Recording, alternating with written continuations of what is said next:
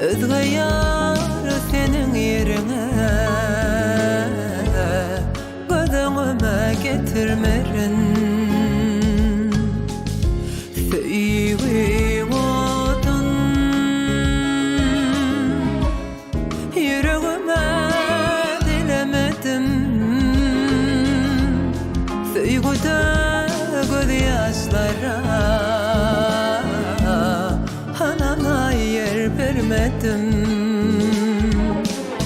Men taşlaşan gözlerim gözleyen, şol bakan gözün görsem.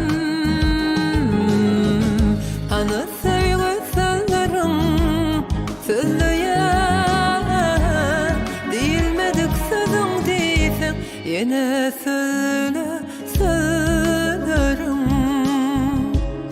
Men öňler ananmadım, bana garan gözlerim.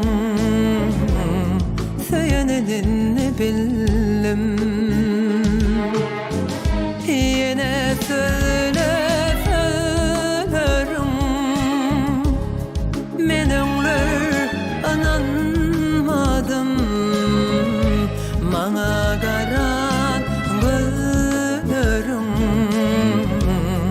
Söýenenini bildim.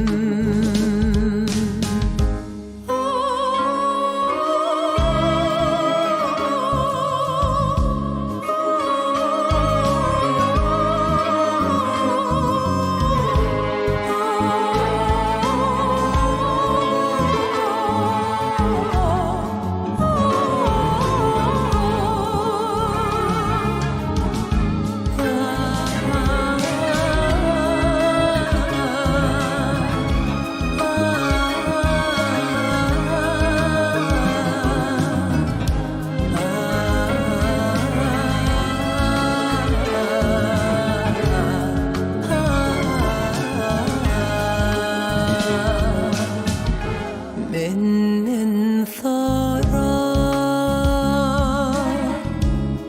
bu yüreğim geregen, duygular cemle bugün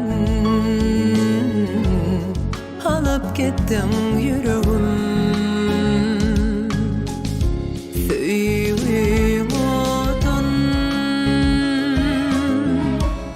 yüreğime dilemedim. Söygüde gözyaşlara anana yer vermedim.